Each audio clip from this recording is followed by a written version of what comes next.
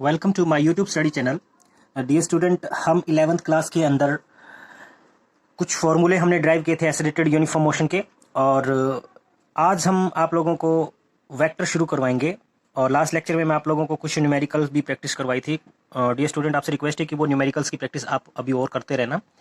आज मैं आप लोगों को वेक्टर स्टार्ट करवा रहा हूँ। बहुत ध्यान से समझना, वेक्टर बहुत ज़्यादा इंपॉर्टेंट चैप्टर है हमारे लिए।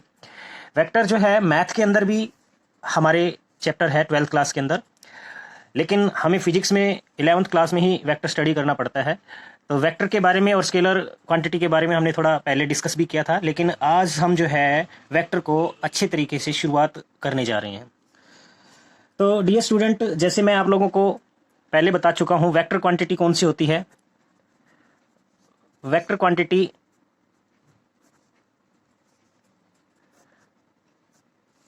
those quantities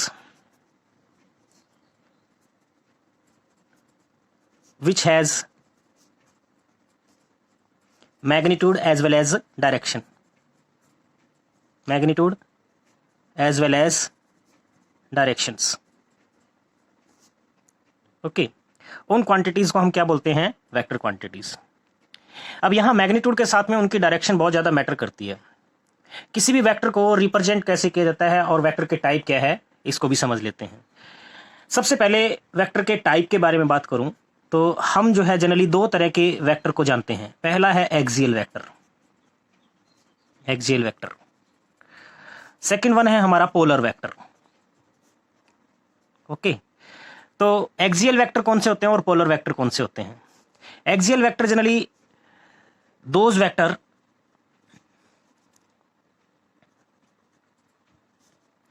which do not have point of application, या कह सकते हैं which do not have starting point। Okay, and polar vector की अगर हम बात करें तो पोलर वेक्टर कौन से वेक्टर हैं? Those vectors which have starting point। तो जिनका स्टार्टिंग पॉइंट होता है हम उनको कह सकते हैं पोलर वेक्टर। तो दोनों में डिफरेंस क्या है? जैसे मान लिया मैं एक्सियल वेक्टर और पोलर वेक्टर की बात करूं तो हमारे पास में जो हम इस चैप्टर में स्टडी करेंगे वो है हमारा पोलर वेक्टर। और एक्सियल वेक्टर जो है सर्कुलर मोशन का कंसेप्ट है, जो हमारे रोटेशनल मोशन जो चैप्टर है उसके अंदर हम स्टडी करेंगे। तो जो पोलर वेक्टर है इसमें पहला डिफरेंस तो आप लोगों को समझ आ गया होगा कि इसमें जो है पॉइंट ऑफ एप्लीकेशन नहीं होता है, इसमें पॉइंट ऑफ एप्लीकेशन होता है, यानी स्टार्टिंग पॉइंट। ठीक है, पॉइंट ऑफ एप्लीकेशन से हमारा मतलब है स्टार्टिंग पॉइंट। तो those vector which do not have starting point are known as axial vector, whereas the vector which have starting point are known as polar vector. Polar vector में अगर हम example की बात करें तो इसके अंदर आएगा डिस्प्लेसमेंट। ठीक है, एग्जाम्पल की अगर हम बात करें तो इसमें आता है displacement, velocity, acceleration, force, etcetera. Okay, लेकिन एक्सियल वेक्टर के एग्जांपल की अगर मैं बात करूं तो इसमें जो वेक्टर आएंगे वो है एंगुलर डिस्प्लेसमेंट,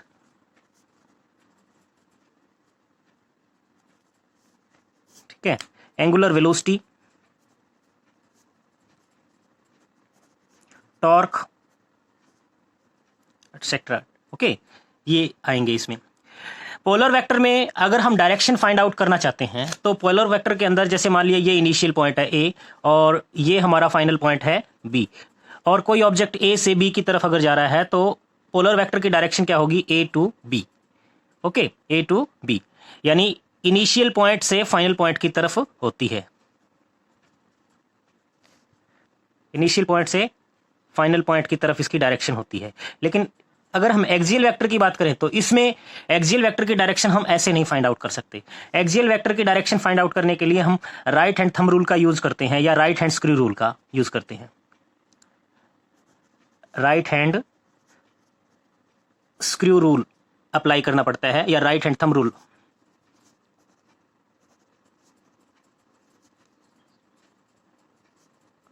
किस तरीके से मैं बता भी देता हूं। जैसे मान लिया ये एक कोई एक्सियल वेक्टर है, इस एक्सिस के अबाउट जो है ये रोटेट कर रहा है। ठीक है, एक्सिस। अब इसमें अगर ये क्लॉकवाइज है या एंटी क्लॉकवाइज है, उसी के अकॉर्डिंग हम इसकी डायरेक्शन फाइंड आउट करते होते हैं। जैसे मान लिया कि अभी ये इस तरीके से है, तो राइट हैंड थंब रूल मैंने आपको जो बताया है उसको यूज करेंगे। ये हमारा राइट हैंड है, ठीक है, राइट हैंड थंब रूल। तो ये जो कर्लिंग फिंगर है, ये कर्लिंग फिंगर और थंब की जो डायरेक्शन है अपवर्ड हो रही है। कर्लिंग फिंगर जैसे एंटी क्लॉकवाइज है तो थंब की डायरेक्शन अपवर्ड है, इसमें भी उसी तरीके से है, ठीक है।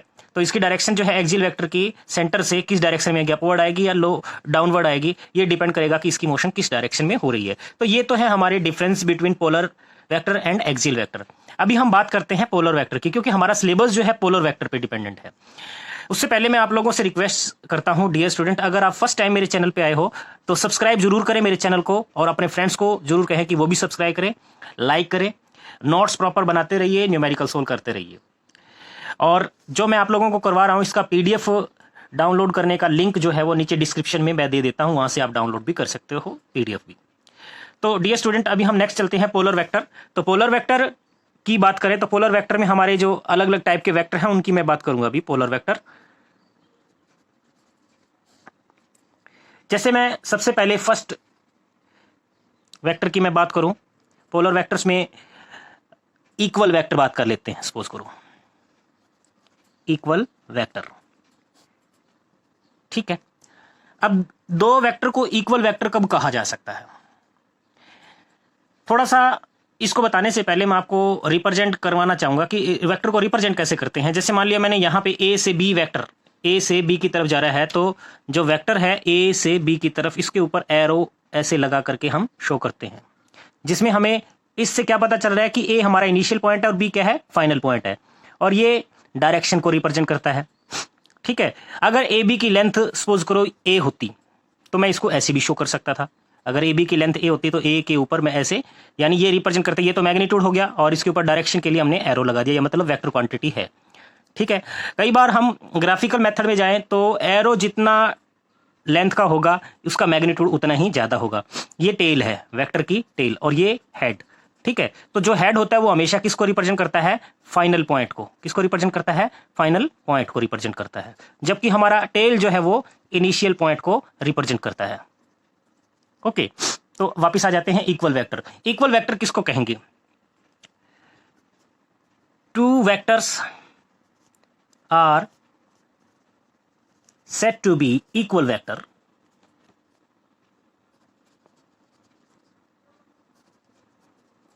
if they have same magnitude as well as same direction,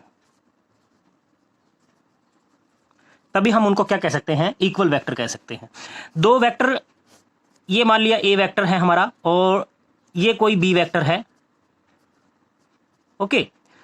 अगर ये दोनों की डायरेक्शन सेम है और इनका जो मैग्नीट्यूड है वो भी सेम है, तभी हम उनको क्या कहेंगे, इक्वल वेक्टर कहेंगे। दो इक्वल वेक्टर के बीच में हमेशा याद रखना कि एंगल 0 होता है, ठीक है। Angle between two equal vectors is always 0, okay. तो 0 डिग्री होता है। नेक्स्ट वेक्टर की बात कर लेते हैं हम, नेगेटिव वेक्टर। नेगेटिव वेक्टर, किसी भी वेक्टर का नेगेटिव वेक्टर से हमारा क्या मतलब है, मैग्नीट्यूड सेम हो बट उसकी डायरेक्शन क्या हो, opposite.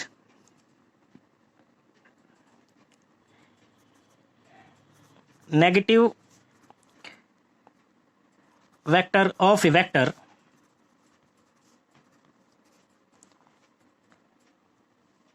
is defined as the vector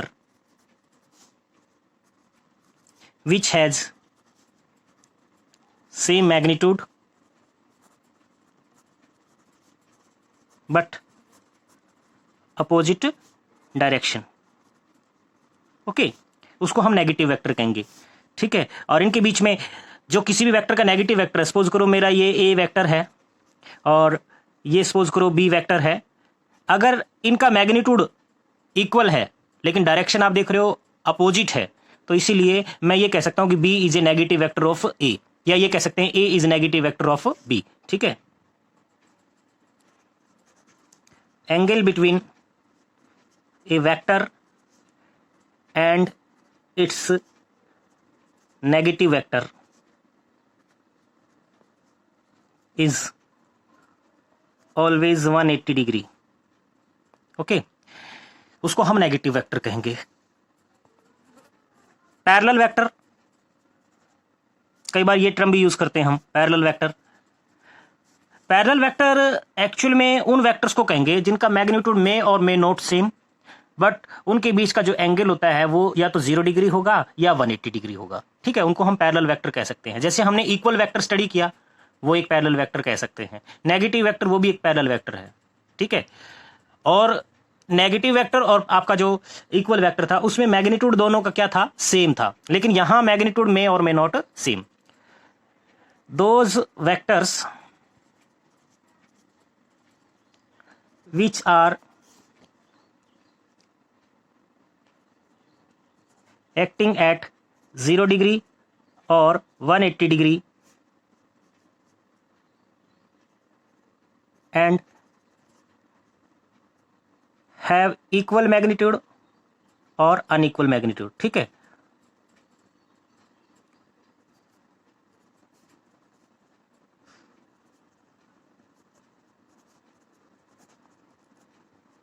उन वेक्टर को हम पैरेलल वेक्टर कह सकते हैं।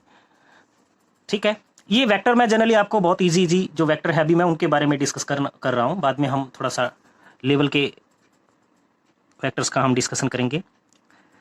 ठीक है, नेक्स्ट है कोलिनियर वेक्टर। कोप्लेनर वेक्टर भी पढ़ लेते पहले। कोप्लेनर वेक्टर्स, ये कौन से वेक्टर होते हैं? Those vectors which are lies in the same plane।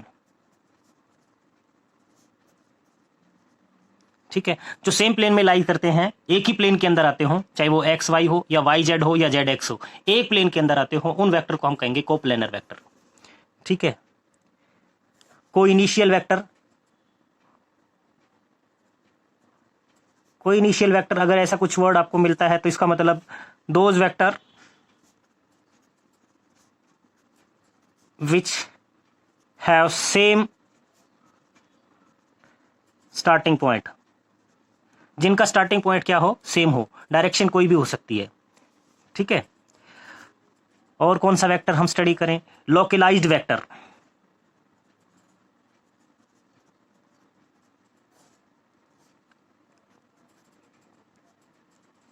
Those vector which have fixed initial point,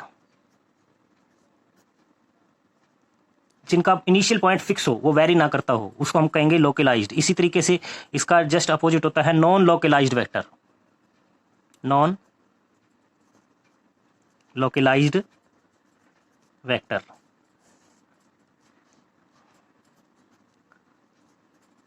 those vector whose initial point is not fixed, उसको हम नॉन लोकलाइज्ड वेक्टर का नाम देते हैं। एक और जीरो वेक्टर, इसके बारे में मैं बता देता हूं। जीरो और नल वेक्टर के नाम से भी जानते हैं इसको। ये वेक्टर क्यों स्टडी करना पड़ा हमें, इसके बारे में भी बताएंगे। Zero vector A type of vector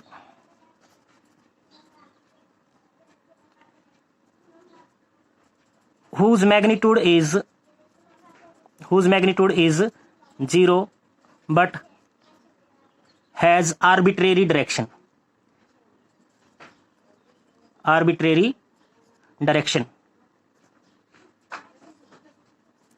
okay, so zero और नल वेक्टर से हमारा मतलब है जिसका मैग्नीट्यूड क्या हो, 0 हो, बट डायरेक्शन उसकी क्या हो, आर्बिट्रेरी। आर्बिट्रेरी का मतलब होता है कोई भी डायरेक्शन हो सकती है, हमें पता ही नहीं है, उसको हम कहेंगे नल वेक्टर या जीरो वेक्टर। अब ये स्टडी क्यों करना पड़ा? ये इसकी वजह है, जब भी हम किसी वेक्टर को 0 से मल्टीप्लाई करते हैं तो उसका रिजल्ट 0 आता है। तो 0, इसलिए 0 एक वेक्टर हो सकता है। इसी तरीके से अगर मैं किसी वेक्टर के अंदर अगर मैं उसी का नेगेटिव वेक्टर ऐड कर दूं, किसी वेक्टर के अंदर उसी का नेगेटिव वेक्टर ऐड कर दूं तो जो सम आएगा that will be equals to zero vector. तो जीरो वेक्टर हमें इसलिए भी जरूरी हो गया स्टडी करना। ठीक है, अभी मैं आप लोगों को बहुत इंपॉर्टेंट वेक्टर्स के बारे में डिस्कस करवाता हूं। इंपॉर्टेंट वेक्टर कौन से हैं वो देखते हैं अभी। मॉडुलस ऑफ वेक्टर, किसी भी वेक्टर के मॉडुलस से हमारा मतलब होता है मैग्नीट्यूड। ठीक है, that is the magnitude of any vector is called modulus of vector. अगर हमारे पास कोई ए वेक्टर है तो इसका मॉडुलस ऑफ वेक्टर जो है कैसे लिखूंगा, मॉडुलस ऑफ वेक्टर ऐसे लिखा जा सकता है। कई बार इसको सिंपली ए भी लिख देते हैं, तो ये मॉडुलस ऑफ वेक्टर है। ठीक है, इसको कैसे निकालते हैं ये मैं आप लोगों को बताऊंगा। ये अभी मैं आप लोगों को आगे का एक दो वेक्टर और बता देता हूं, उसके बाद हम इकट्ठे एक साथ पढ़ लेंगे। Position vector, position vector, position vector से क्या मतलब है, जो एक ऐसा वेक्टर का हम डिस्कस करेंगे जो किसी भी वेक्टर की पोजीशन को रिप्रेजेंट करता है ओरिजिन से। ठीक है, ए vector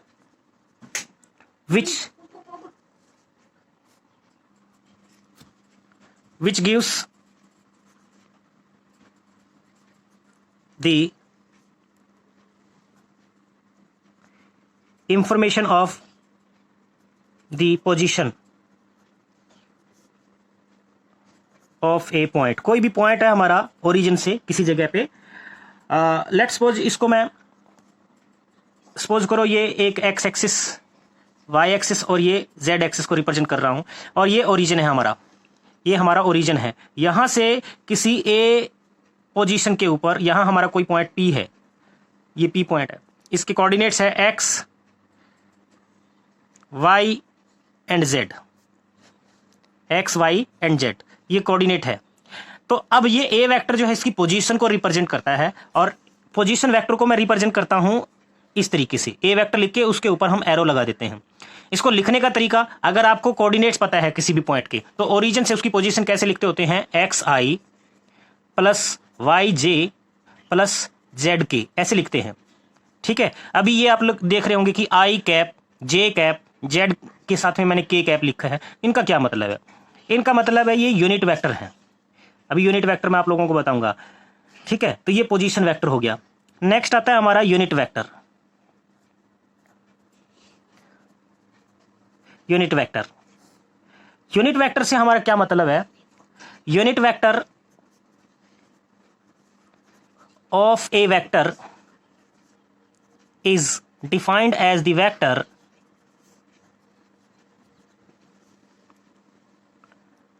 which has unit magnitude but has same direction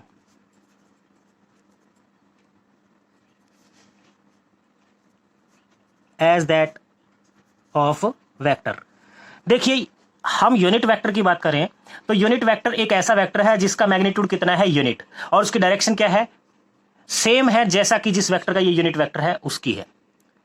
ठीक है, क्लियर नहीं हुआ होगा। मान लिया कि मेरे पास में अभी आप लोगों को मैं ये कहूं कि एक्स एक्सिस के अलोंग जा रहा है, तो आपको पहले ही पता है भी एक्स एक्सिस के अलोंग जा रहा है, तो एक्स एक्सिस के अलोंग यूनिट वेक्टर को रिप्रेजेंट करने के लिए हमने आई कैप को यूज किया है। मैं यहां लिख देता हूं आई कैप, इसका मतलब है unit vector along x axis. ठीक है, इसी तरीके से जे कैप, ये क्या है, unit vector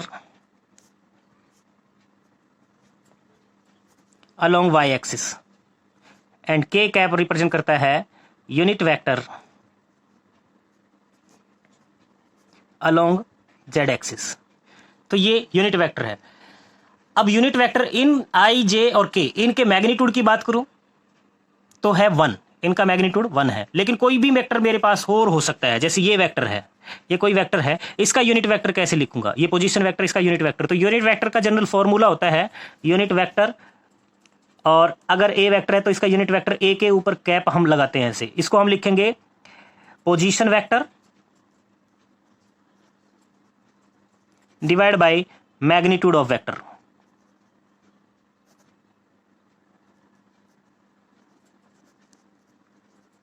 magnitude of vector, ये फॉर्मूला होता है। तो यानी मैं इसको ऐसे भी लिख सकता हूँ, unit vector is equals to position vector divide by magnitude of that vector. Magnitude of that vector को ऐसे रिप्रेजेंट किया जाता है, दो पैरेलल लाइन के बीच में जो पोजीशन वेक्टर का सिंबल है वो लिख देते हैं, ठीक है।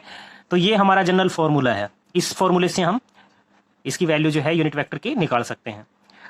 अब देखिए, जो मैंने आप लोगों को करवाया है मैग्नीट्यूड ऑफ ए वेक्टर या मॉडुलस ऑफ ए वेक्टर, अगर हमारे पास ये वेक्टर है, ए वेक्टर हमारे पास है एक्स आई प्लस वाई जे प्लस जेड के कैप, ठीक है। तो इसका मैग्नीट्यूड ऑफ वेक्टर, इसका मैं कैसे लिखूंगा, magnitude of a vector can be written as, देखिए आई जे और के कोफिशिएंट का स्क्वायर का एडिशन और उसका अंडर रूट, यानी X square plus Y square plus Z square और इसका अंडर रूट, ऐसे हम मैग्नीट्यूड निकालते होते हैं। आई के कोफिशिएंट एक्स है, एक्स का स्क्वायर, प्लस जे के कोफिशिएंट यानी वाई का स्क्वायर, प्लस के का कोफिशिएंट जेड, जेड का स्क्वायर और उसका अंडर रूट। इस तरीके से हम मैग्नीट्यूड या कह सकते हैं मॉडुलस ऑफ वेक्टर निकालते होते हैं। पोजीशन वेक्टर, यूनिट वेक्टर, और ये जो आपको मैंने बताया है ये बहुत ज़्यादा इंपॉर्टेंट है। इसी से रिलेटेड जैसे मैं एक क्वेश्चन आप लोगों को करवा के बता देता हूं ताकि आपका ये कंफ्यूजन दूर हो जाए। सपोज करो कोई भी पॉइंट है मेरे पास में, से P, और इसकी पोजीशन गिवन है 2 -3 4, ये गिवन है। तो ओरिजिन से मैं इसकी पोजीशन अगर निकालूंगा तो पोजीशन वेक्टर यानी इसको ऐसे सपोज करो कोऑर्डिनेट एक्सिस के अंदर मैं इसको शो करूं एक्स वाई और ये जेड हो गया, ये ओरिजिन हो गया।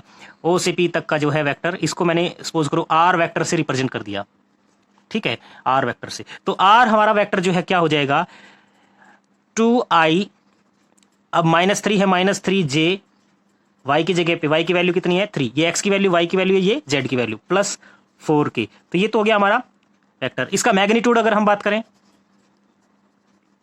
Magnitude R vector can be written as 2 का स्क्वायर प्लस -3 का स्क्वायर, ये यहां थोड़ा सा ध्यान देना, माइनस अगर है तो उसको ब्रैकेट में लेंगे और उसका स्क्वायर, प्लस में 4 का स्क्वायर, क्योंकि अंडर रूट के अंदर कभी भी माइनस नहीं आना चाहिए, बस ये चीज ध्यान रखना। तो आर का मैग्नीट्यूड कितना आ जाएगा 4 + 9 + 16, तो इस तरीके से अंडर रूट 29 आ गया। और अगर आपसे यूनिट वेक्टर पूछे,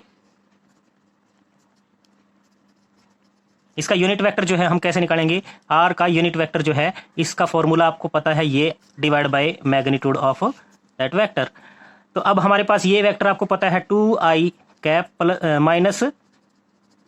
-3j cap plus 4k cap and divide by under root 29, तो ये यूनिट वेक्टर हो जाएगा। तो ये एक एग्जांपल मैंने आपको सोल्व करके बताया, इस तरीके से आप unit vector, magnitude of vector निकाल सकते हो। तो आई होप आपको ये वेक्टर का जो कंसेप्ट है ये समझ में आया होगा। नेक्स्ट लेक्चर में आपको कुछ और इंपॉर्टेंट इंफॉर्मेशन मैं आपको दूंगा। तो डियर स्टूडेंट, अगर आप फर्स्ट टाइम मेरे चैनल पे आए हो तो मेरे प्रीवियस जो वीडियो हैं उनको देखना ना भूलें और चैनल को सब्सक्राइब जरूर कर लें, बेल आइकन को प्रेस कर लें ताकि आपको लेटेस्ट वीडियो का नोटिफिकेशन प्रॉपरली मिलता रहे। और डियर स्टूडेंट, अपने फ्रेंड्स को भी कहें कि ताकि वो मेरे चैनल को सब्सक्राइब करें। मैं यहाँ पे आप लोगों को 9th 10th +1 2 की फिजिक्स टॉपिक वाइज बिल्कुल हर एक चैप्टर डिटेल में करवा रहा हूँ with PDF notes and numericals. और आज का जो लेक्चर है वो आप PDF में डाउनलोड कर सकते हो, उसका PDF का जो लिंक है वो नीचे डिस्क्रिप्शन में मैं दे दूंगा। Thank you and have a nice day.